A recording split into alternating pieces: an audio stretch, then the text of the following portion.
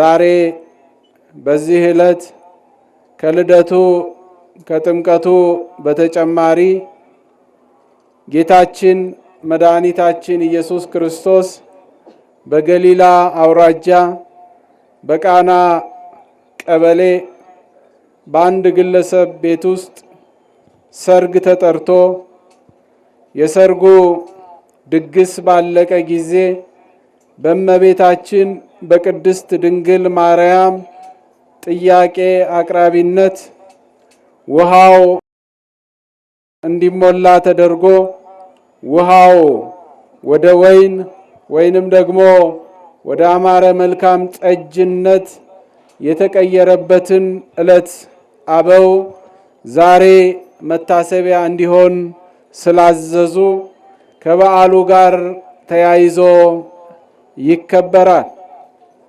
በተለይም ደግሞ ተአምራቱ ሲደረግ በዓይኑ ያየው ሐዋርያው ቅዱስ ዮሐንስ በሚገባ በጥሩ ቋንቋ በዕለቱ የተከናወነውን ተአምራት አስቀምጧል፣ ጽፏል።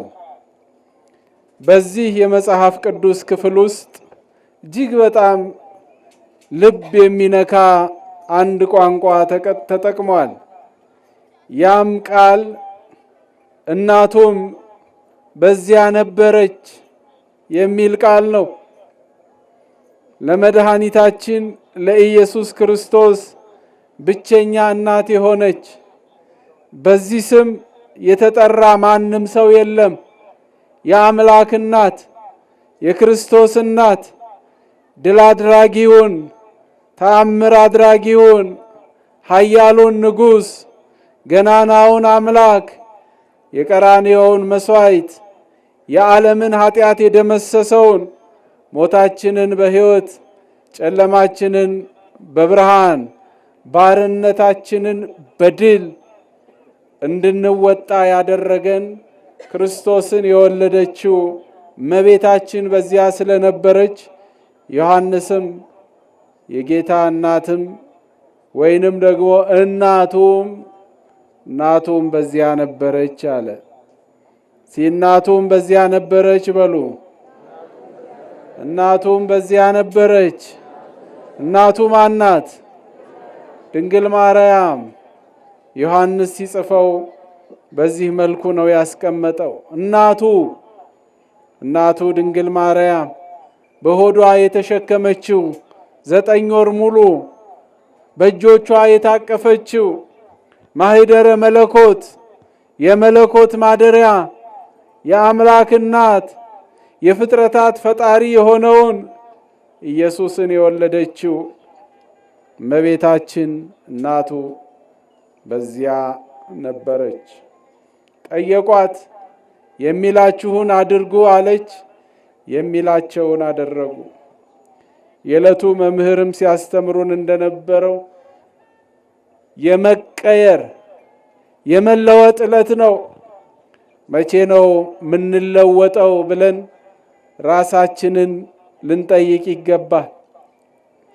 በተለይ እኛ ኦርቶዶክሳውያን፣ እኛ ኢትዮጵያውያን የመለወጥ ጊዜ ሊሆንልን ይገባል።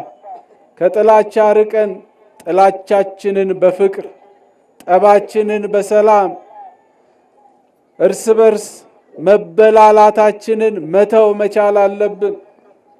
ሐዋርያው ታላቁ ነቢይ እንደተናገረው ምናሴ ይበልኦ ለኤፍሬም፣ ኤፍሬም ይበልኦ ለምናሴ እንዳለው የአንድ ነገድ የምናሴ የያዕቆብ ነገድ የሆኑት ምናሴና ኤፍሬም በነገድ ተቧድነው እርስ በርሳቸው ሲበላሉ እንደነበረ እኛም እርስ በርሳችን መበላላታችን፣ መጨካከናችን፣ መገዳደላችን ሊያቆም ይገባል። እንደ ቃና ውሃ ወይን ልንሆን ይገባል። ውስጣዊ መለወጥ ያስፈልገናል። ሰላም ያስፈልገናል። ፍቅር ያስፈልገናል። አንድነት ያስፈልገናል። አንድ ሆነው ነው አባቶቻችን ሀገር ያስረከቡን። አንድ ሆነው ነው አባቶቻችን ጠላትን ድል ያደረጉን።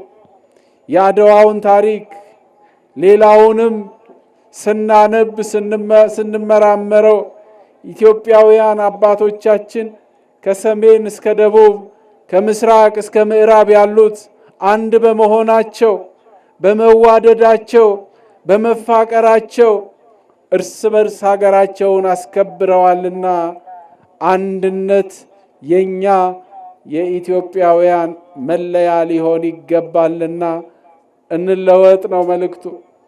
እንቀየር ነው። ሰላም ያስፈልገናል። ፍቅር ያስፈልገናል። ጦርነት ካለ ትምህርት ቤት ይዘጋል። ውጊያ ካለ ሐኪም ቤቶች ይዘጋሉ። ነፍሰ ጡሮች መውለጃ ቦታ ያጣሉ። ሕፃናት ይጎዳሉ። በሽተኞች የሚያክማቸው ሐኪም አይኖርም። አይተነዋል፣ ቀምሰነዋል። ጠመንጃ የሚሰጡን፣ ጥይት የሚያቀብሉን፣ መሳሪያ የሚያስታጥቁን በምዕራቡ ያሉ ሰዎች ለኛ አዝነው እንዳይመስላችሁ፣ ለኛ ተቆጭተው እንዳይመስላችሁ። ለኛ እኛው ነን ያለነው ከሰማይ በታች ከእግዚአብሔር በታች። ፍቅር ያስፈልገናል። የፍቅር የሰላም የበረከት አምላክ እግዚአብሔር ከሁላችን ጋር ይሁን። በድጋሚ እንኳን አደረሳችሁ። ደስ ብሎናል። እግዚአብሔር ይመስገን።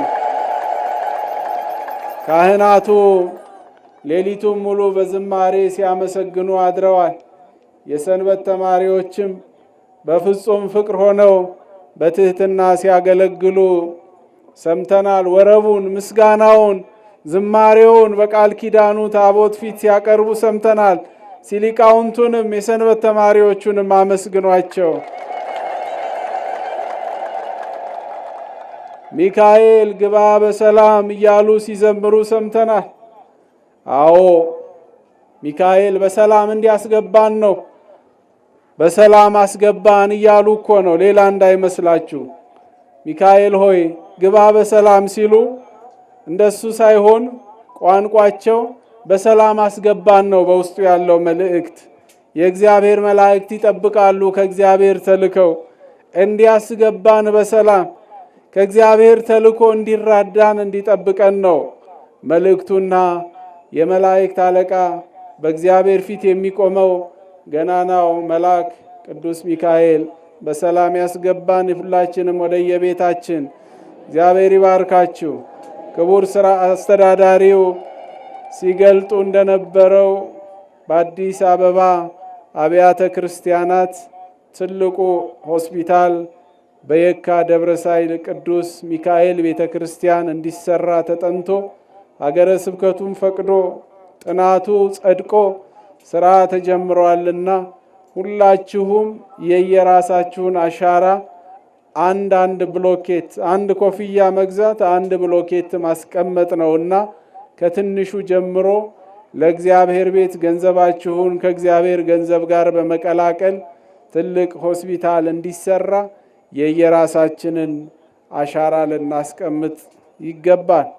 ነዋያቱን፣ ንዋያተ ቅድሳቱን፣ መባውን፣ አልባሳቱን፣ ዕጣኑን፣ ጧፉን፣ ዘቢቡን፣ መገበሪያውን በመስጠት የሚቀደስበትን የመቀደሻ ልብስ መጎናጸፊያውን፣ ጻሕሉን፣ የቤተ መቅደስ ነዋያትን በመስጠት ያገለገሉትን ወደፊትም የሚያገለግሉትን እግዚአብሔር አምላክ በሩቅም በቅርብም በአገር ውስጥም በውጭም ያሉትን እግዚአብሔር አምላክ ይጠብቃቸው፣ ይባርካቸው።